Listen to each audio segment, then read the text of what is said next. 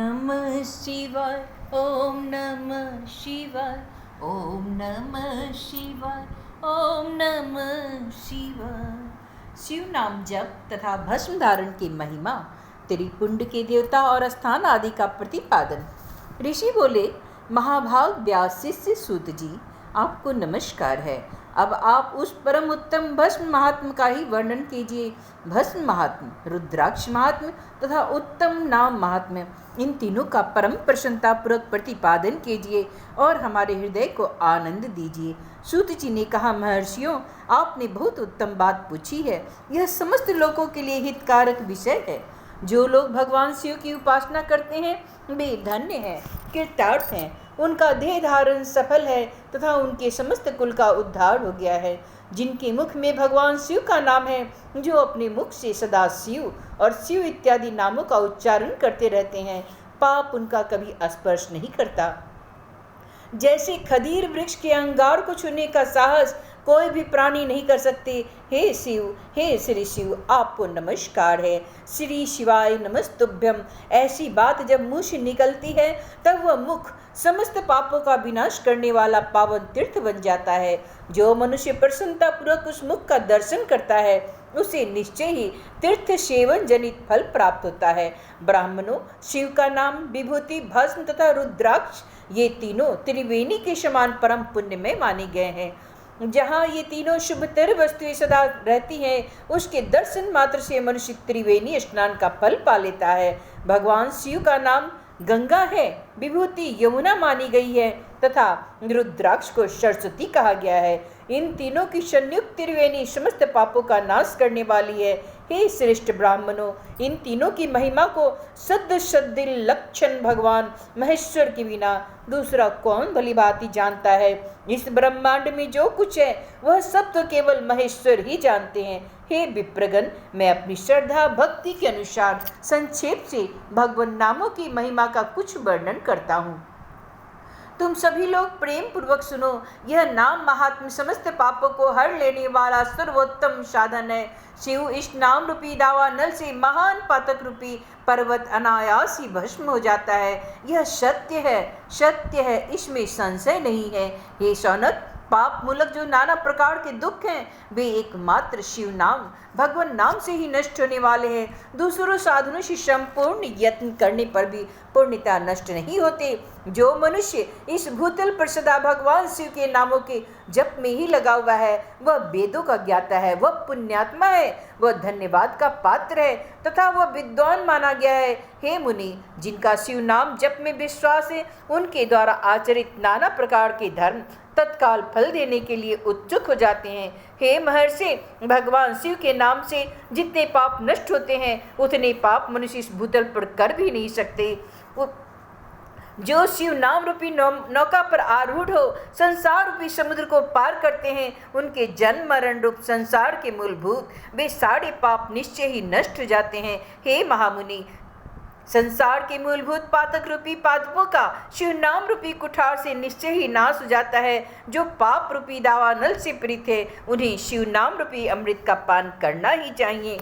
पापों की दावा नल से दग्ध होने वाले लोगों को उस शिव नामामृत के बिना शांति भी नहीं मिल सकती। जो शिव नाम रूपी सुधा की सृष्टि जनित वृष्टि जनित धारा में गोती लगा रहे हैं, वे संसार रूपी दावा नल के बीच में खड़े होने पर भी कदापि शोक के भागी नहीं होते। जिन महात्माओं के मन में शिव नाम के प्रति बड़ी भारी भक्ति है, ऐसे लोगों को सहसा और सर्वथा मुक्ति होती ही है। हे मुनीश्वर, जिसने अनेक जन्मों तक तपस्या की है, उसी की शिव नाम के प्रति भक्ति होती है, जो समस्त पापों का नाश करने वाली है। जिसके मन में भगवान शिव के नाम में प्रति कभी खंडित न होने वाली असाधारण भक्ति प्रकट हुई है, उसी के लिए मोक्ष सुलभ है। यह मेरा मत है। जो अनेक पाप करके भी भगवान शिव के नाम जप में आदरपूर्वक लग गया है, वह समस्त पापों से मुक्त हो ही जाता है, इसमें संशय नहीं। जैसे वन में दावा नल से दग्ध हुए वृक्ष भस्म हो जाते हैं, उसी प्रकार शिव नाम रूपी दावा नल से दग्ध होकर उस समय तक के सारे पाप भस्म हो जाते हैं। हे शौनक, जिसके अंग नित्य भस्म लगाने से पवित्र हो गए हैं, तथा जो शिव नाम जप का आदर करने लगा है वह घोर संसार सागर को भी पार कर ही लेता है। संपूर्ण वेदों का अवलोकन करके पूर्ववर्ती महर्षियों ने यही निश्चित किया है कि भगवान शिव के नाम का जप संसार सागर को पार करने के लिए सर्वोत्तम उपाय है। मुनिवरों, अधिक कहने से क्या लाभ। मैं शिव नाम के स्वर पापा पहाड़ी महात्म का एक ही श्लोक में वर्णन करता हूँ। भगवान शंकर के एक नाम में भी पाप हरण की जितनी शक्ति है उतना पातक मनुष्य कभी कर ही नहीं सकता। हे मुनि, पूर्व काल में महापापी राजा इंद्रधुम्न ने शिव नाम के प्रभाव से ही उत्तम सद्गति प्राप्त की थी। इसी तरह कोई ब्राह्मणी युवती भी जो बहुत पाप कर चुकी थी शिव नाम के प्रभाव से ही उत्तम गति को प्राप्त हुई। दुज्वरों, इस प्रकार मैंने तुमसे भगवान नाम के उत्तम महात्म्य का वर्णन किया है। अब तुम भस्म महात्म्य को सुनो जो समस्त पावन वस्तुओं को भी पावन करने वाला है। हे महर्षियों, उत्तम भस्म संपूर्ण मंगलों को देने वाला तथा उत्तम है। उसके 2 भेद बताए गए हैं, उन भेदों का भी वर्णन करता हूँ, सावधान होकर सुनो। एक को महाभस्म जानना चाहिए तो दूसरे को स्वल्प भस्म। महाभस्म के भी अनेक भेद है, वह 3 प्रकार कहा गया है, श्रौत, अस्मार्त और लौकिक। स्वल्प भस्म के भी बहुत से भेदों का वर्णन किया गया है। स्रोत और स्मार्ट भस्म को केवल द्विजों के लिए ही उपयोग में आने के योग्य कहा गया है। तीसरा जो लौकिक भस्म है वह अन्य सब लोगों के भी उपयोग में आ सकता है। श्रेष्ठ महर्षियों ने यह बताया कि द्विजों के वैदिक मंत्र के उच्चारण पूर्वक भस्म धारण करना चाहिए। दूसरे लोगों के लिए बिना मंत्र के ही केवल धारण करने का विधान है। जले हुए गोबर से प्रकट होने वाला भस्म आग्नेय कहलाता है। हे महामुनि, वह भी त्रिपुंड का द्रव्य है, ऐसा कहा गया है। अग्निहोत्र से उत्पन्न हुए भस्म को भी मनीषी पुरुषों को संग्रह करना चाहिए। अन्य यज्ञ से प्रकट हुआ भस्म भी त्रिपुंड धारण के काम में आ सकता है। जावालोपनिषद में आए हुए अग्नि इत्यादि 7 मंत्रों द्वारा जल मिश्रित भस्म से धुलन विभिन्न अंगों में मर्दन या लेपन करना चाहिए। महर्षि जाबालिक ने सभी वर्णों और आश्रमों के लिए मंत्र से या बिना मंत्र के भी आदर पूर्वक भस्म से त्रिपुंड लगाने की आवश्यकता बताई है। समस्त अंगों में सजल भस्म की मलना अथवा विभिन्न अंगों में तिरछा त्रिपुंड लगाना, इन कार्यों को मोक्षार्थी पुरुष परमात्मा से भी न छोड़े, ऐसी श्रुति का आदेश है। भगवान शिव और विष्णु ने भी त्रिपुंड धारण किया है। अन्य देवियों सहित भगवती उमा और लक्ष्मी देवी ने भी वाणी द्वारा इसकी प्रशंसा की है। ब्राह्मणों, क्षत्रियों, वैश्यों, शूद्रों, वर्ण संकरों तथा जाति भ्रष्ट पुरुषों ने भी उद्धूलन एवं त्रिपुंड के रूप में भस्म धारण किया है। इसके पश्चात भस्म धारण तथा त्रिपुंड की महिमा एवं विधि बताकर सूत जी ने फिर कहा, हे महर्षियों, इस प्रकार मैंने संक्षेप से त्रिपुंड का महात्म्य बतलाया है। यह समस्त प्राणियों के लिए गोपनीय रहस्य है, अतः तुम्हें भी इसे गुप्त ही रखना चाहिए। हे मुनिवरों, ललाट आदि सभी निर्दिष्ट स्थानों में जो भस्म से 3 तिरछी रेखाएं बनाई जाती है उन्हीं को विद्वानों ने त्रिपुंड कहा है। भावों के मध्य भाग से लेकर जहाँ तक भावों का अंत है उतना बड़ा त्रिपुंड ललाट में धारण करना चाहिए। मध्यमा और अनामिका अंगुली से 2 रेखाएं करके बीच में अंगुष्ठ द्वारा प्रतिलोम भाव से की गई रेखा त्रिपुंड कहलाती है। अथवा बीच की 3 अंगुलियों से भस्म लेकर यत्नपूर्वक भक्ति भाव से ललाट में त्रिपुंड धारण करना चाहिए। त्रिपुंड अत्यंत उत्तम तथा भोग और मोक्ष को देने वाला है।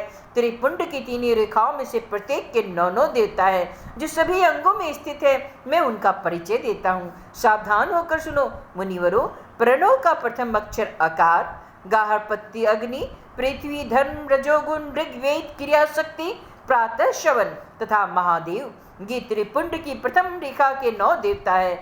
यह बात शिव दीक्षा परायण पुरुषों को अच्छी तरह समझ लेनी चाहिए। प्रणव का दूसरा अक्षर उकार, दक्षिणाग्नि आकाश, सत्गुण यजुर्वेद मदन दिन श्रवण, इच्छा शक्ति अंतरात्मा तथा महेश्वर, ये दूसरी रेखा के 9 देवता हैं। प्रणव का तीसरा अक्षर मकार, आह्वनीय अग्नि, परमात्मा तमोगुण धुलोक, ज्ञान शक्ति शाम वेद, तृतीय श्रवण तथा शिव, ये तीसरी रेखा के 9 देवता है। इस प्रकार स्थान देवताओं को उत्तम भक्ति भाव से नित्य नमस्कार करके स्नान आदि से शुद्ध हुआ पुरुष यदि त्रिपुंड धारण करे तो भोग और मोक्ष को भी प्राप्त कर लेता है। मुनीश्वर, ये संपूर्ण अंगों में स्थान देवता बताए गए हैं। अब उनके संबंधी स्थान बताता हूँ, भक्ति पूर्वक सुनो।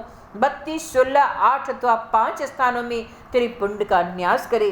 मस्तक, ललाट, दोनों कान, दोनों नेत्र, दोनों नासिका, मुख, कंठ, दोनों हाथों, दोनों कोहनी, दोनों कलाई, हृदय, दोनों पार्श्व भाग, नाभि, दोनों अंडकोश, दोनों उरु, दोनों गुल्फ, दोनों घुटने, दोनों पिंडलियां और दोनों पैर, ये 32 उत्तम स्थान है। इनमें क्रमशः अग्नि, जल, पृथ्वी, वायु, 10 दिक् प्रदेश, 10 दिक्पाल तथा 8 वसुओं का निवास है।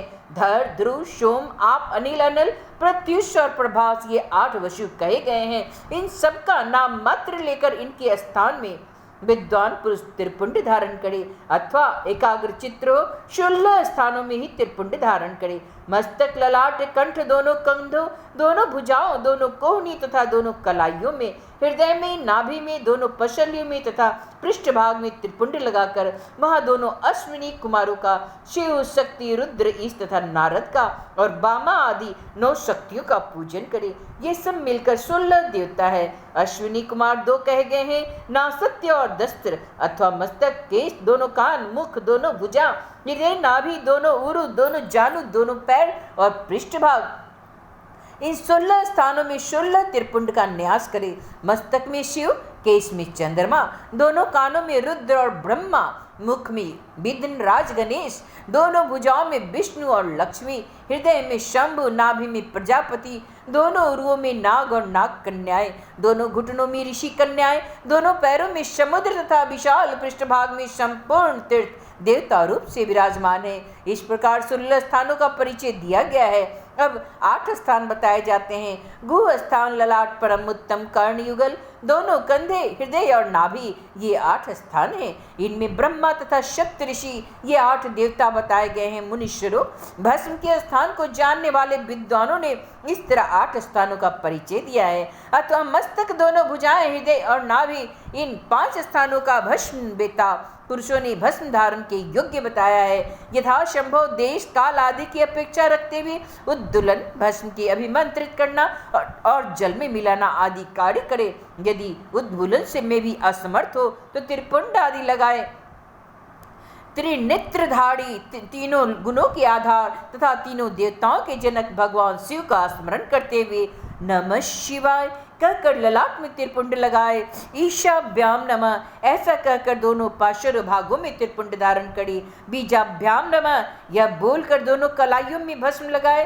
पितृभ्याम नमः कहकर नीचे के अंगों में, उमेशाभ्याम नमः कहकर ऊपर के अंगों में तथा भीमाय नमः कहकर पीठ में और सिर के पिछले भाग में त्रिपुंड लगाना चाहिए। ओम नमः शिवाय, ओम नमः शिवाय, ओम नमः शिवाय, ओम नमः शिवाय।